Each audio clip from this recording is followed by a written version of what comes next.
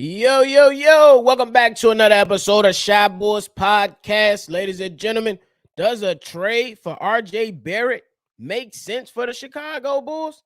Somebody thinks so, but y'all already know. We got to hear the music first. Cognac. Gang.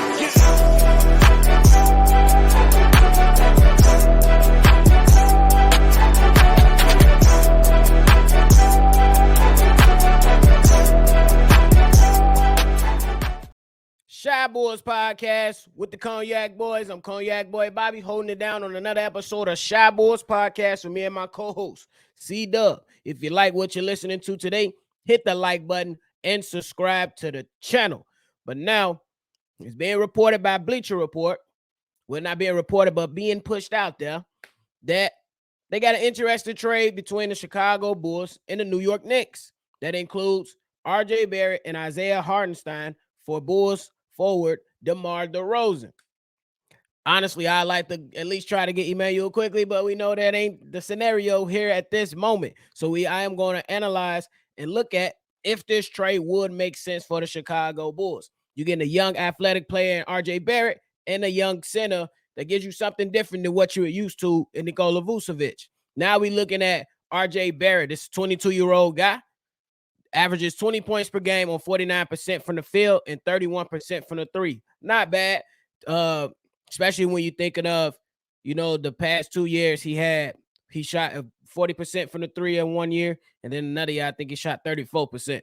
So this was definitely a down year for him, but it's still good that because he adds that element to a team.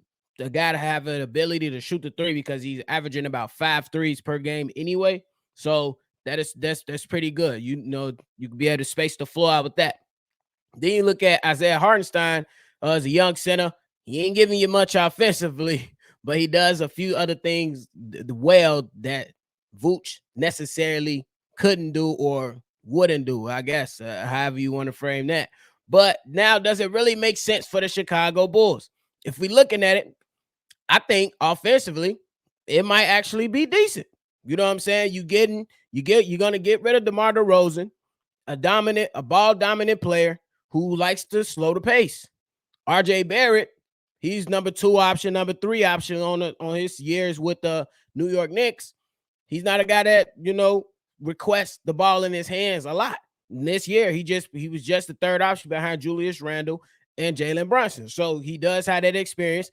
And for us, we need Zach LaVine to be able to show that he that man. So we need, that guy's not going to come on over and be like, Zach LaVine, this is my stuff, this is my house. It ain't going to happen in that way. So I think when it comes to that, it'll definitely be a little bit different. I think the pace will be a little bit faster. And now the Bulls can actually be a young athletic team that will kind of play up to what is considered a modern offense. We're going to push the pace, and then we're going to shoot threes, and then just play basketball. So that's something that RJ Barrett gives you offensively and he can create his own shot. He's not bad at doing that.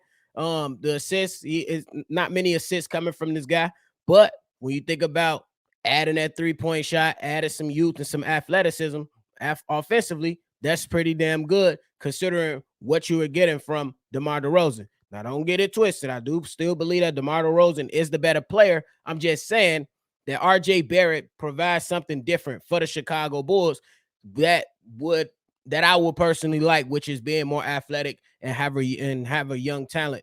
And the guy is only 22 years old, and he's been in the league for 5 years already. So it's not like he coming fresh out of college and you still gotta, help develop. He does have to develop, but right, he got some skin in the game, so he good. And then now when we look at RJ Barrett defensively, I'm giving a nod to RJ Barrett. I'm giving over DeMar DeRozan. You know what I'm saying?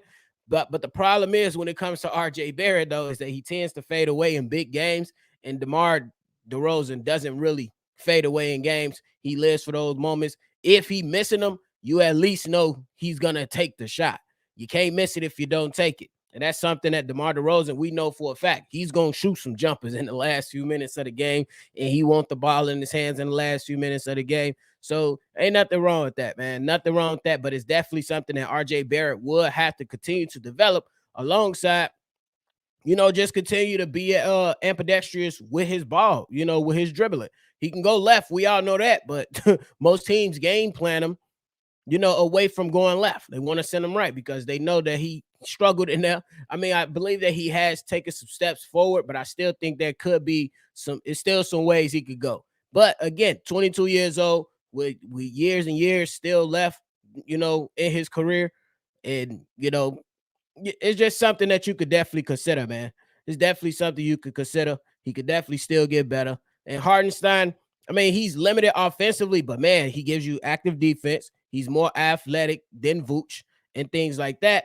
He ain't shooting many threes. I think Vooch gave you at least 2 or 3 threes per game, which was pretty good. And Vooch had a nice post game. Hardenstein, he's gonna be in the paint. He's gonna give you some floaters, some things here and there, quick things, but his offensive game ain't got nothing on Vooch. But I will say that he can make up defensively on that end, because his youth, his size, he's a 7-footer, and he attempts to block shots. So Vooch is not that guy that's going to really go ahead and challenge a shot. I'm not saying Hardenstein is the next coming of Hassan Whiteside when he was good and blocking all the shots, but Hardenstein is very, very interesting, at least when you consider his age, when you consider how more athletic he is, how he can run up the floor, things like that, and get going.